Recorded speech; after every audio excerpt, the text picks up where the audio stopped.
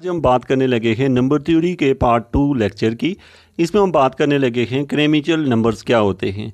ये नंबर्स जो होते हैं, क्रेमिचल नंबर जो हैं, वो ऐसे लिखे जाते हैं: the composite integer N satisfying A power N congruent to A modulo N for every integer A. इसका मतलब ये होता है कि आपको कोई इंटीजर दिया होगा, सपोज आपको इंटीजर 10 दिया हुआ है, उसकी पावर जो है वो n है।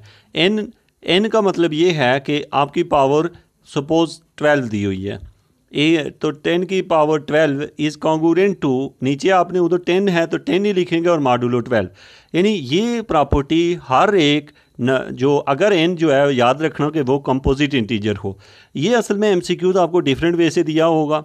आपको समझो कंपोजिट इंटीजर्स होते क्या हैं। कंपोजिट इंटीजर वो होते हैं, एक प्राइम इंटीजर्स होते हैं। प्राइम इंटीजर्स में आपको पता है जैसे 2 के बाद अगला नंबर होता है 2 के बाद 3 के बाद 5। ये जो नंबर्स होते हैं ये प्राइम नंबर्स होते हैं। इन नंबर्स को छोड़ के जो दूसरे नंबर होते हैं उनको कंपोजिट नंबर कहा जाता है। और कंपोजिट नंबर में हम अक्सर 1 को इंक्लूड नहीं करते।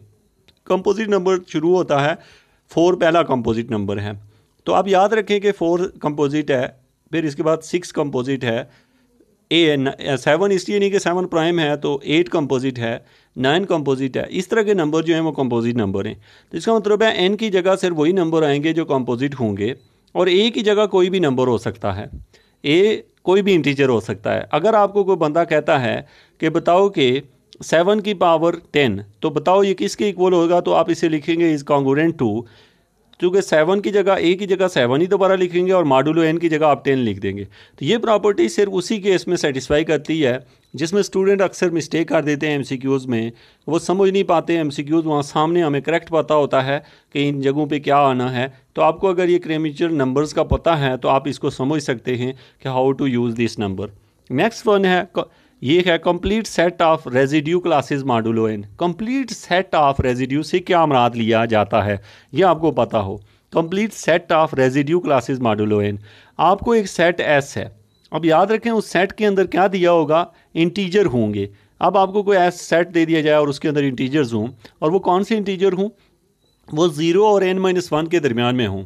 n-1 का मतलब कि सपोज़ आपने n की वैल्यू 10 सपोज़ की हुई है, तो इसका मतलब है सेट S के अंदर जो नंबर्स होंगे वो होंगे 1 2 3 4 5 6 7 8 9, उसमें 10 शामिल नहीं होगा।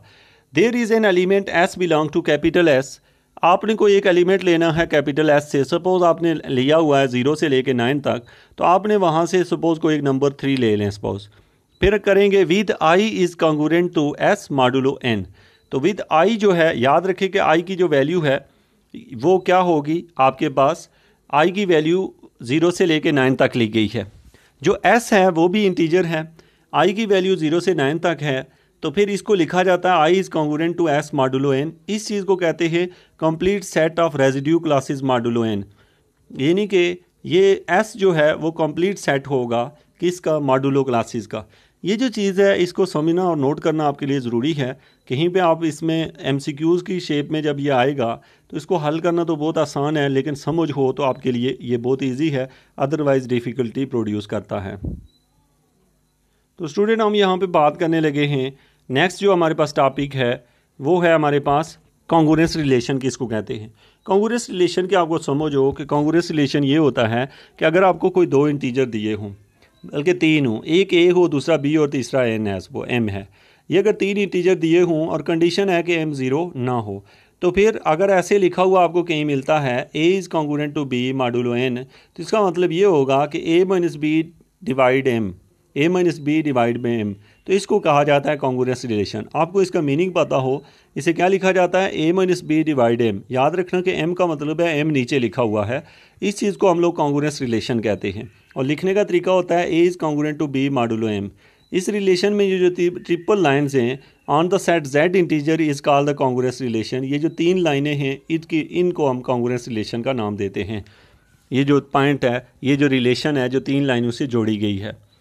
उसके बाद है स्टूडेंट आपके पास है डिवीजन एल्गोरिदम। डिवीजन एल्गोरिदम आपसे पूछा जाए क्या होता है, तो आप कहते हैं कोई भी नंबर ले लें, उसको जब हम डिवाइड करते हैं, जैसे 7 को हम 3 से डिवाइड करते हैं, तो उसको लिख सकते हैं 7 = 2 मल्टीप्लाई बाई 3 + 1। इस पर जो 1 है वो रिमाइंडर होता है जो बाकी बच जाता है। रिमाइंडर हमेशा जिससे आप डिवाइड कर रहे होते हैं उससे छोटा होता है। ऐसा इसलिए होता है, सपोज़ आप 7 को 3 से डिवाइड कर रहे हैं, तो जब आप 7 को 3 से डिवाइड करते हैं तो 3 2 6 है, तो फिर 1 बच जाता है, और जो 1 बचा है वो 3 से छोटा लाजमी होगा। अगर 1 3 से छोटा नहीं होगा या 3 से बड़ा होगा तो फिर वो मज़ीद डिवाइड हो सकता है। इसलिए याद रखना है, रिमाइंडर हमेशा 1 से छोटा होता है। अक्सर स्टूडेंट आप इसमें मिस्टेक कर देते हैं, आपको डिवीजन एल्गोरिदम और यूक्लिडियन एल्गोरिदम में आपको डिफरेंशिएशन करना मुश्किल हो जाती है। डिवीजन एल्गोरिदम जस्ट ये वो फार्मूला है, A = BQ + R, जैसे मैंने एग्जांपल दी है 7 = 2 × 3 + 1।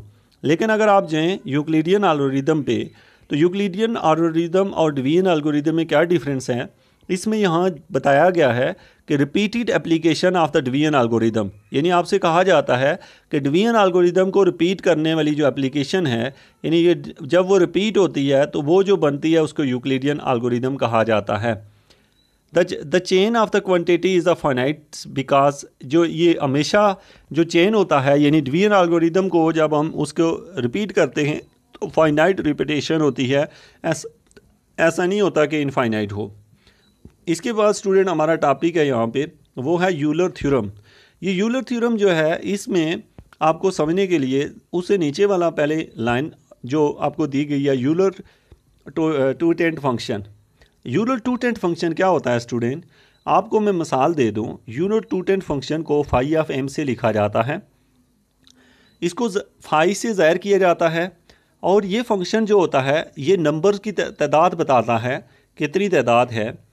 अब मैं इसकी एग्जांपल दूं कि जैसे आपसे को कहता है कि 5 दिया हुआ है आपको, और आपको कहा जा रहा है कि 5 के टू टेंट फंक्शन फाइंड करें, तो आप कहेंगे कि 5 के जो प्राइम फैक्टर हैं जो 5 से छोटे हैं, उनमें से जो 5 और 1 को 5 के साथ उसको डिवाइड करें, यानी कि 5 से कम जितने भी नंबर हैं जिनको डिवीजन 1 नहीं आए, मतलब जिनका GCD 1 हो। मिसाल देता हूँ दूसरी एक, यानी पहली तो मैंने कंप्लीट ही नहीं की, लेकिन मैं थोड़ी लंबी एक एग्जांपल लेता हूँ। सपोज़ मुझे कोई क्वेश्चन देता है कि 16 का टू टेंट फंक्शन बताओ, तो मैं कहूँगा कि 16 के जो प्राइम फैक्टर होंगे, एक 1 होगा, फिर दूसरे नंबर पे 2 नहीं होगा, 2 16 को डिवाइड कर देता है।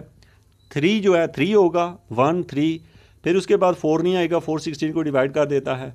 5 आएगा, फिर 6 जो है 6 में कॉमन, दोनों में कोई और चीज़ कॉमन है, 6 नहीं आएगा, 7 आएगा, और उसके बाद 7 के बाद आपके पास 9 आ जाएगा, 10 आ जाएगा, 11 आ जाएगा, 12 आ जाएगा, 13 आएगा, 14 आएगा और 15 आएगा।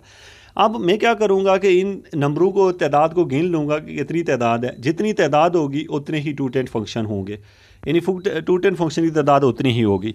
यानी आपने गिना कितने बनेंगे, ये 16 से नीचे आपने कहा एक 1 बनेगा, दूसरे नंबर वाला 3 बनेगा, तीसरे वाला जो है वो 5 के बाद फिर बनेगा 6 नहीं बनेगा क्योंकि 6 में कॉमन डिवाइज़र है 16 के साथ, 7 के बाद फिर जो बनेगा वो होगा 9 के बाद बनेगा 10 11 12 13 14 और 15। ये मेरे पास बने हैं 11, तो इसका मतलब है इसका आंसर 11 आएगा। यानी उनकी तादाद कितनी है, कितने प्राइम फैक्टर बन रहे हैं, 16 से छोटे जो जिनका GCD 1 आ रहा है 11 है। तो इसका मतलब टू टेंट फंक्शन को फाई ऑफ एम से लिखा जाता है। और टू टेंट फंक्शन की एक खूबी आपको पता हो कि जो टू टेंट फंक्शन होता है ये हमेशा, अगर कोई आपको प्राइम नंबर का टू टेंट फंक्शन पता करना हो, जैसे 7 प्राइम है, तो कोई पूछे कि 7 का टू टेंट फंक्शन कितना होगा, आप कहेंगे 6, उनकी तादाद 6 होगी। वह क्यों 6 होगी, इसलिए कि क्योंकि आपको पता है प्राइम नंबर से छोटे जितने भी नंबर होते हैं वो उस नंबर के लिए उनका GCD हमेशा 1 आता है। इसलिए 7 के साथ 1 भी प्राइम है, 2 भी है, 3 भी है, 4 भी है, 5 भी है और 6 भी है। टोटल इनकी तादाद 6 बनती है। इसलिए टू टेंट फंक्शन यानी फाई ऑफ 7 का आंसर 6 निकलेगा। तो इसलिए टू टेंट फंक्शन बहुत ईजी होता है, MCQs में पूछा जाता है। अक्सर स्टूडेंट एक मिस्टेक करते हैं कि वो टू टेंट फंक्शन और आयलर थ्योरम को नहीं समझ रहे होते। आयलर थ्योरम को हम यूलर थ्योरम या आयलर थ्योरम कुछ भी पढ़ सकते हैं। जो यूलर थ्योरम है आपके पास स्टूडेंट, इसके अंदर आपको पता हो कि ये डिपेंड करता है टू टेंट फंक्शन पे। अगर आप लिखते हैं a की power totient function of m is congruent to 1 modulo m, तो ये जो लाइन आपने लिखी है ये बेसिक आपको ज़ाहिर करती है किस चीज़ को, a की power phi of m congruent to 1 modulo m। तो इसमें याद रखें कि ये क्वेश्चन आपको एग्ज़ाम में ऐसे दिया जाएगा MCQs की तरह में जैसे लिखा होगा कि ए की जगह आपको कोई वैल्यू दी होगी जैसे 2, एम की जो वैल्यू होगी वो जैसे 7। याद रखना कि ए और एम जो दोनों दिए होंगे उनके ऊपर कंडीशन ये होगी कि दोनों आपस में रिलेटिवली प्राइम होंगे। तो फिर आप ये फार्मूला वहाँ पे लिख देंगे और आपका रिज़ल्ट आ जाएगा। अभी आपका सवाल ये है कि इसको मज़ीद सिंप्लीफाई कैसे करते हैं। बेटा आपने सिंप्लीफाई बिल्कुल नहीं करना, आप लोगों ने जस्ट इस पॉइंट को नोट कर लेना है। ए और एम की वैल्यू दी होगी वो यहाँ पुट कर देनी है। एक एग्जांपल यहाँ पे अगर मैं दे दूँ तो वो ये है कि जैसे आपसे कहा जाता है ए की जगह 2 दिया हो और एम की जगह 7, तो आप ए की जगह 2 रख दें, ऊपर पावर में 5/7 लिख दें, इज़ कॉन्ग्रुएंट टू 1 मॉडुलो जो एम की वैल्यू है 7 वो रख देंगे। फिर आपको पता है 5/7 की जगह आप 6 रख देंगे, तो ये बन जाएगा 2 की पावर 6 कॉन्ग्रुएंट टू 1 मॉडुलो 7। तो ये जस्ट आपने इस क्वेश्चन को सॉल्व किया। आगे भी हल करना आपको पता है, ए की पावर कितनी आ जाएगी 6, ए की पावर 6 को आप हल करना जानते हैं। फिर आप लिखेंगे ए की पावर 6 -1 डिवाइडेड बाई एम की जगह जो भी होगा उससे डिवाइड कर देंगे। आपने क्वेश्चन को पूरा सिंप्लीफाई कर लिया होगा। इसके बाद स्टूडेंट हम नेक्स्ट लेक्चर में बाकी पॉइंट्स डिस्कस करेंगे। Thank you very much.